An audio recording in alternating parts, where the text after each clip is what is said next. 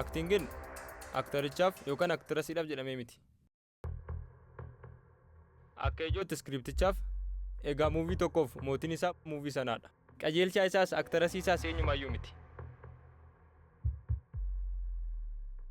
Kanaafuu yaada isaa iskiripticha guutuu gochuuf namni dhufu sun guutuu ta'ee yoo dhufe ati sitti tolee nama sana simachuuf qophaa'aa taata.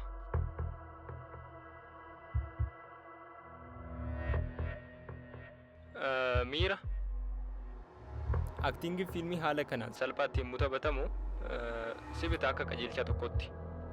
Agarsiisa kolaalee maal jechuu akka danda'u kana argite? Halluu gurraacha beekta miti gurraacha. Otoo halluun daalacha si dhiyaate gurraacha kan taane sirriitti beekta. Kanaafuu fudhattu. Innis waan sirriitti beekuuf kana miti jedha. Waan beekuuf immoo hin jijjiirama jechuus danda'a. Waan gaarii qabdi jedhee si yaaduu danda'a. Kanaafuu hin beeku tilmaamuu hin danda'u. Waan gaarii garuu nan hawwa.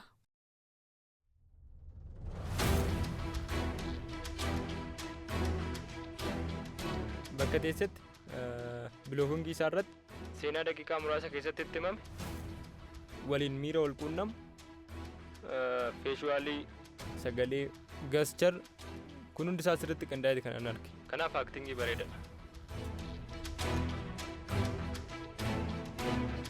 Kanaafuu homaa ani ishee madaaluudhaaf baay'ee rakkachaan jira. Miira baay'ee gaasee argadhee wal fakkaataadha. Aktingin ishee bareedaadha. Kanaafuu aktingin ta'uudhaa mitiire. Kanaaf sagalee fuulli ishees gaschariin ishees wal fakkaataa ta'e waan an argadheef kanaaf baay'ee jaalladheera. Ani ishee fudhachuudhaaf ulaagaa tokko malee baay'ee natti tola. Ofii jedhee iskiriptii kootiif jedhee iskiriptiin mootii gochuu barbaaduuf jedhee ishee fudhachuu nan danda'a.